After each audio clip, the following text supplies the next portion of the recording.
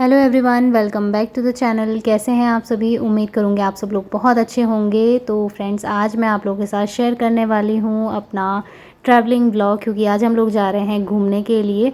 तो वैसे तो पहले सोचा कि कहाँ जाएं, फिर हम लोगों ने डिसाइड किया कि यहाँ एक मंदिर है हमारे उत्तराखंड में, त्रियुगी नारायण का मंदिर है।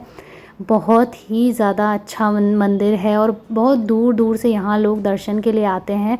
तो मैंने सोचा आज मैं आप लोगों के साथ भी ये वीडियो शेयर करती हूँ। मैं फ़र्स्ट टाइम जा रही हूँ और मेरे ससुराल वाले जो हैं इससे पहले भी जा चुके हैं, लेकिन मैं आज फ़र्स्ट टाइम वहाँ जा रही हूँ और हस्बैंड भी जो हैं फ़र्स्ट टाइम ही जा रहे हैं। तो बस बहुत ज़्यादा एक्साइटमेंट था, इतना ज़्यादा अच्छा लग रहा था। और यहाँ से ना पहाड़ इतने सुंदर लगते हैं। जब मैं आगे आगे बढ़ी, जैसे जैसे बढ़ते जा रहे थे वैसे वैसे ऐसा लग रहा था कि नेचर के बहुत ज़्यादा करीब आ रहे हैं, क्योंकि जहाँ हम रहते हैं वो भी शहर जैसा ही है। मतलब गाड़ियाँ दुनिया भर की हो गई हैं अब तो मार्केट में, तो दिन रात शोर शराबा हल्ला यही सब सुनाई देता है। लेकिन जब हम ऐसी जगहों पे जाते हैं ना जहाँ दिल को शांति मिलती है, सुकून मिलता है, तो बहुत अच्छी वाली फीलिंग आती है। तो हम लोगों ने कल ही डिसाइड किया था कि हम लोग घूमने कहीं चलेंगे जहां हम नहीं गए हैं पहले। तो इससे पहले हम लोग कालीमठ गए थे, वहां की वीडियो मैंने बनाई थी, आप लोगों के साथ में शेयर भी की थी। तो जिन्होंने नहीं देखी है वो भी देख लीजिए, क्योंकि मंदिरों के दर्शन जो है ना बहुत सौभाग्य से मिलते हैं। और अगर कहीं वीडियो में भी आपको दर्शन हो रहे हैं तो बहुत बड़ी बात है, क्योंकि हमारी नज़रों ने अगर मंदिरों के दर्शन कर लिए तो इससे बड़ी बात और कुछ नहीं हो सकती है। फिर भगवान ने चाहा तो आप लोग भी यहाँ ज़रूर आएंगे और ज़रूर आइएगा भी, क्योंकि हमारे उत्तराखंड की खूबसूरती इतनी अच्छी है कि बस बयां नहीं कर सकते हैं, शब्द कम पड़ जाएंगे बोलने के लिए। तो यहाँ पे बीच रास्ते में जो है वो डैम बना हुआ था और इसके बाद शुरू होते हैं यहाँ के गांव। तो इतने सुंदर लग रहे थे। बस प्रॉब्लम ये हो रही थी कि सड़क जो है ना थोड़ी सी ख़राब थी, क्योंकि अब बरसात के टाइम में तो पहाड़ टूटने लगते हैं, तो उस वजह से ना बहुत दिक्कत होती है। मतलब गाड़ियाँ ना ऐसे चलाने में बहुत ज़्यादा प्रॉब्लम होती है। नीचे पत्थर ही पत्थर, पूरी अजीब सी सड़क हो रखी थी। तो खैर कोई बात नहीं, जैसे तैसे आराम आराम से हम लोग जा रहे थे। और यहाँ से इतना ज़्यादा हाइट पे ये जगह है, बहुत ज़्यादा हाइट पे है। जब नीचे नज़र पड़ रही थी ना तो बहुत ज़्यादा, मतलब मुझे तो डर भी लग रहा था, इतना गहरा है नीचे। तो इतना जैसे जैसे आगे बढ़ते जा रहे थे ना ऊंचाई पे दिखाई दे रहे थे ये पहाड़, लेकिन पहाड़ों की खूबसूरती इतनी सुंदर लग रही थी कि मेरा मन कर रहा था कि बस मैं यहीं पे रह जाऊं।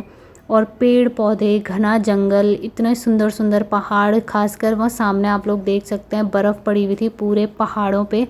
तो अभी तो मतलब गर्मियों का टाइम शुरू होने वाला है, लेकिन उसके बावजूद भी ऊपर जो पहाड़ होता है ना ऊपर ऊपर की साइड के, तो वहाँ पे काफ़ी ज़्यादा बर्फ़ पड़ती है। तो अभी जो है चलते चलते सुबह हम लोग रास्ते लगे थे 7:30 या 8 बजे का टाइम था जब हम लोग घर से निकले थे। उसके बाद जब हम वहाँ पहुँचे मंदिर में तो 1-1:30 बजे का टाइम हो रहा था, और जब हम लोग घर पहुँचे तो 4:30 बजे का टाइम था। तो इतना मतलब पूरा दिन ही जो है ना लग गया था। सो रास्ते में इस तरीके से सुंदर सुंदर नज़ारे मैं कैप्चर करती जा रही थी। मैंने सोचा चलो आप लोगों के साथ भी शेयर कर लेती हूँ। और यहाँ पे जो सामने आप देख रहे हैं ना वो पार्किंग के लिए बना हुआ है। वैसे देखिए मुझे भी इतना ज़्यादा कुछ खास पता नहीं था, मैं पूछती जा रही थी इन लोगों से। तो मम्मी लोग बता रहे थे कि यहाँ पे ये पार्किंग के लिए बना है, और जो बड़ी सी जगह है वहाँ पे हेलीकॉप्टर वगैरह आते हैं तो उनके लिए बना हुआ है। तो ये सारी चीज़ें यहाँ पे बनाई हुई थी। मैंने पहली बार ही देखा है तो मुझे बहुत अच्छा लग रहा था। और नई नई जगहों पे जब जाते हैं ना तो बहुत सुकून सा मिलता है। घर से बाहर जब निकलो ना तो अच्छा ही लगता है। तो ये देखिए यहाँ से 2 सड़क जाती है, एक सामने जाती है और एक इधर को मुड़ जाती है। तो ये है त्रियुगी नारायण की तरफ जाने का रास्ता। तो बस फाइनली हम लोग इस रास्ते पर चल पड़े थे और थकान भी बहुत ज़्यादा लग गई थी। खाना भी हम लोगों ने नहीं खाया था, सुबह नाश्ता करके तो नहीं आए थे क्योंकि मंदिर के दर्शन करने थे, तो फिर नाश्ता करके कैसे ही आते। और साथ ही जो है नवरात्रे भी शुरू हो ही गए हैं, तो इससे अच्छी शुरुआत और कुछ भी नहीं हो सकती है। मुझे तो बहुत सुकून मिल रहा था। और साथ ही साथ ना मतलब जैसे ऐसे हाइट वाली जगह पे हमारी गाड़ी आ रही थी तो मैं यहाँ से सीधे वीडियो ही बना रही थी, मुझे बहुत अच्छा लग रहा था। और फ्रेंड्स अब मैं आप लोग को ना मंदिर में ले चलूँगी। तो बहुत ज़्यादा सुकून मिलता है मंदिर के दर्शन करके, खासकर नवरात्रों में या किसी भी त्यौहार पे अगर आप मंदिरों में जाते हो तो अलग सी ही फीलिंग आती है, कुछ अलग सा ही मज़ा होता है। साथ ही साथ देखिए घूमना फिरना भी हो जाता है और अच्छा भी लगता है जब आप घर से इस तरह से निकलते हो। तो जो त्रियुगी नारायण का मंदिर है वहाँ पे मान्यता है कि शिव पार्वती का विवाह हुआ था, और जो अग्नि कुंड है मतलब जहाँ पे फेरे लिए जाते हैं, तो वो अभी तक भी उसमें जो अग्नि है वो 3 लोकों से जलती आ रही है। तो उस टाइम से जो है वहाँ पे अग्नि जल रही है। और हम लोगों ने जब वहाँ के दर्शन किए तो देख के वाकई में मन इतना खुश हो गया था, इतना अच्छा लग रहा था। और साथ ही जो है ना वहाँ पे 7 कुंड हैं, बहुत अच्छा लग रहा था वहाँ का व्यू देख के। तो चलिए फिर अब हम लोग चलते हैं मंदिर में।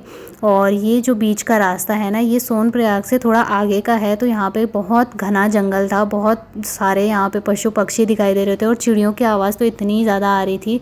साथ ही जो है ना हम लोगों को लंगूर भी दिखाई दिए, तो मैं आगे आपको वीडियो में दिखाऊंगी। बहुत सारे थे और गाड़ियों की आवाज़ से तो ना वो ऐसे भाग रहे थे, क्योंकि उन्हीं लोगों का इलाका है ये। ज़्यादातर जंगली जानवर ही यहाँ पर रहते हैं, क्योंकि जंगल काफ़ी बड़ा था। तो चलिए फिर फाइनली पूछते पूछते हम लोग आ गए हैं यहाँ पे मंदिर की ओर।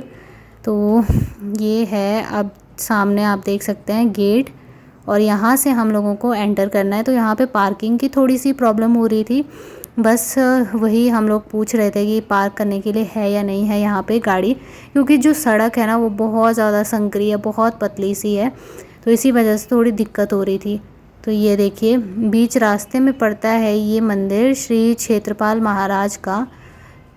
तो यहाँ पे बहुत सारे मंदिरों का लिखा हुआ था बोर्ड पे कि यहाँ पे ये सारे मंदिर हैं। चलिए अब चलते हैं हम लोग मंदिर के अंदर। तो ये है मेन गेट जहाँ से हम लोग एंटर करेंगे। तो यहाँ पे बीच रास्ते में बहुत सारी दुकानें खुली हुई थी इस तरीके से। जो भी चीज़ें लेनी है आपको वो आप लोग ले सकते हो, पूजा की थाली ले सकते हो। और साथ ही यहाँ पे ना लेडीज़ का सामान था, मतलब माला थी, मंगलसूत्र थे, हाथ पे पहनने वाले कड़े थे, चूड़ियाँ थी, बहुत सारी चीज़ें थी, सिंदूर वगैरह। तो होता है मतलब जब कहीं भी जाते हैं तो वहाँ से कुछ ना कुछ ज़रूर लेना चाहिए। और ये है त्रियुगी नारायण मंदिर। ये है यहाँ पे पूरा मंदिर का व्यू। सामने है ये कुंड। तो वैसे तो मंदिर में 7 कुंड हैं। एक है अमृत कुंड जिससे भगवान का जो है स्नान करवाया जाता है।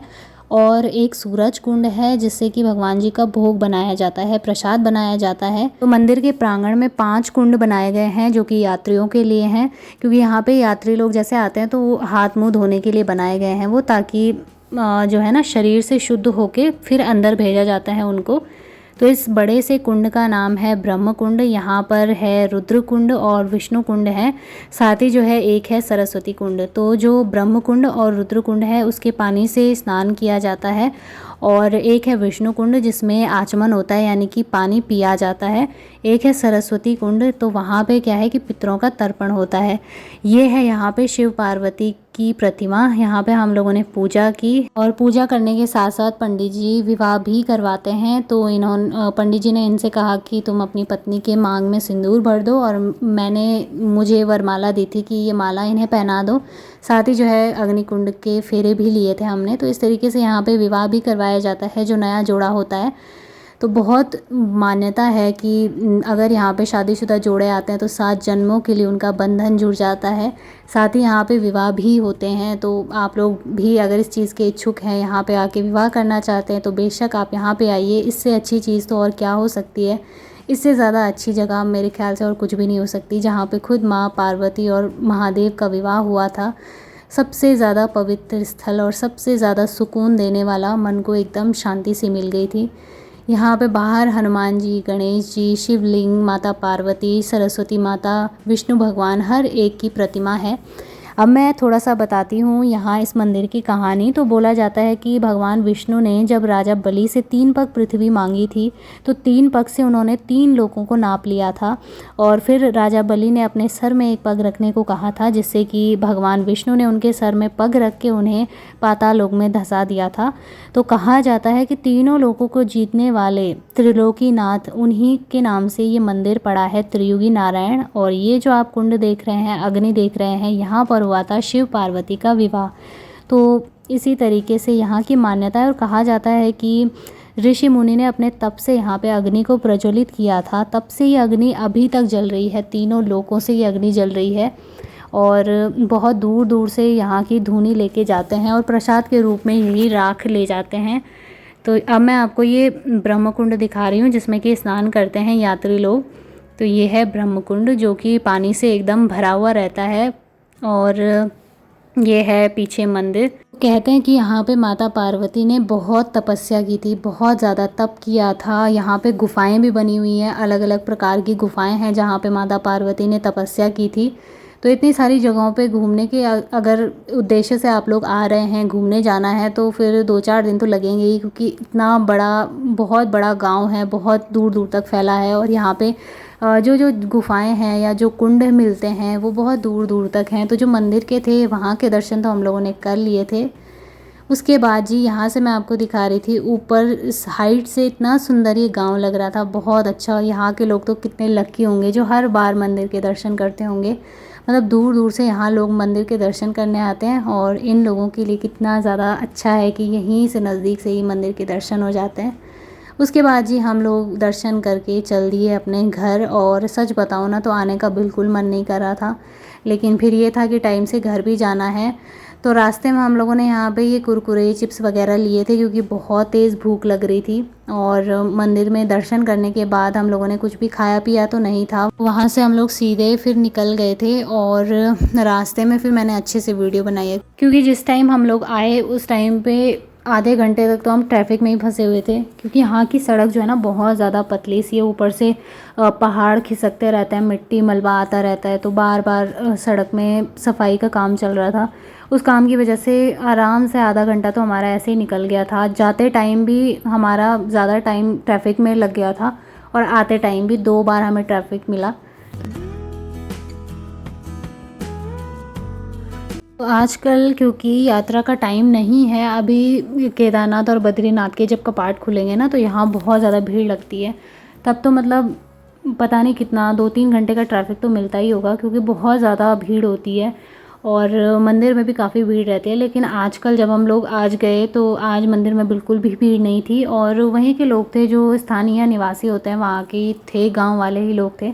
तो उतना ज़्यादा कुछ था नहीं, बड़े आराम से भगवान जी के दर्शन भी हुए, बहुत आराम से हमने वीडियो भी शूट की। साथ ही मंदिर के जो पुजारी थे, ब्राह्मण लोग थे, उन्होंने अच्छे से सारी चीज़ें हमें समझाई कि यहाँ पे ये चीज़ है, यहाँ पे ये चीज़ है। तो फिर बहुत अच्छा लगा, क्योंकि एक एक चीज़ें हमें डिटेल में बताई गई, तो अच्छा भी लग रहा था। और जब भीड़ रहती है ना तो इतना नहीं मिल पाता है, इतना फुर्सत ही नहीं होती है कि कोई बताए, या अपने ही पूजा पाठ में सब लोग बिज़ी रहते हैं। लेकिन उस टाइम पे खाली खाली सा था, तो अच्छे से दर्शन हो गए। लेकिन अंदर की वीडियो मैंने इसलिए नहीं बनाई, वो मना भी कर रहे थे। और साथ ही देखिए, मना तो होता है, लेकिन ये भी होता है कि जब हम दर्शन करने आए हैं ना, तो उस टाइम पे अगर वीडियो शूट कर रहे हैं तो वो फिर थोड़ा सा अजीब हो जाता है। एक तरफ से ये रहता है कि मतलब हमारा ध्यान भगवान में नहीं है, वीडियो बनाने में। तो फिर मैंने फ़ोन को रख दिया था साइड में, बस थोड़ा सा मैंने अग्निकुंड जो था जहाँ पे शिव पार्वती के फेरे हुए थे, उसका वीडियो थोड़ा सा मैंने शूट किया था। तो बस इसी तरीके से हमारा जो है टाइम गुज़रा। और लगभग अभी जिस टाइम पे हम लोग घर वापस आ रहे थे, टाइम हो रहा था यही कोई 2-2:30 बजे का। तो इतना टाइम हमें हो गया था। वहाँ नीचे सामने जो आप घाटी देख रहे हैं ना, वहाँ पे क्या हुआ था कि जब 2013 में उत्तराखंड में आपदा आई थी, तो उस टाइम पे बहुत ज़्यादा क्षतिग्रस्त हो गया था, पूरा गांव मलबे से भर गया था, बहुत ज़्यादा टूट फूट हुई थी। तो तब तो मतलब ऐसा था कि पता भी नहीं चल रहा था यहाँ पे कुछ बना हुआ है, क्योंकि पहले बहुत सारे मकान हुआ करते थे। हमें मम्मी पापा लोगों ने बताया, हमने तो कभी देखा नहीं है, लेकिन बताते थे। और जब उस टाइम पे न्यूज़ में दिखाया गया था, तो तब से हमें पता है कि यहाँ पे इतना ज़्यादा टूट फूट हुई थी। लेकिन अब फिर से बहुत सारी चीज़ें नई बनी हैं, बिल्कुल भी पता ही नहीं चल रहा है कि उस टाइम पे क्या हुआ था।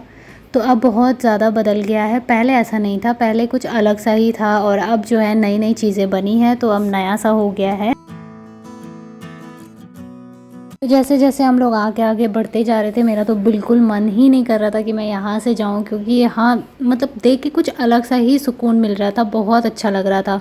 और एक यहाँ क्या हो रहा था ना कि ठंडी ठंडी हवाएं चल रही थी। हमारे यहाँ पे भी अब हल्की हल्की सी गर्मी होने लगी है, लेकिन इधर जब ऊपर की तरफ हम लोग आ रहे थे, तो क्योंकि यहाँ पे बर्फ़ की पहाड़ियाँ हैं, तो इस वजह से ठंडी हवा चल रही थी। यहाँ के लोगों ने स्वेटर वगैरह सब पहनी हुई थी। तो फिर उसके बाद हम लोग पहुँच गए थे घर, और इतनी ज़्यादा थकान लग गई थी कि वीडियो मैं ज़्यादा शूट नहीं कर पाई। इसीलिए रात के टाइम का मैंने वीडियो बनाया, जब मैंने खाना वाना बना लिया था और मैं बाहर छत में टहल रही थी। चलिए फ्रेंड्स, इस वीडियो को करती हूँ मैं यहीं पर एंड। उम्मीद करूँगी वीडियो आप लोगों को अच्छा लगा हो। अगर वीडियो पसंद आए तो वीडियो को लाइक और चैनल को सब्सक्राइब ज़रूर करें। मिलेंगे बहुत ही जल्दी एक और अच्छे नए वीडियो के साथ, तब तक के लिए बाय बाय, टेक केयर।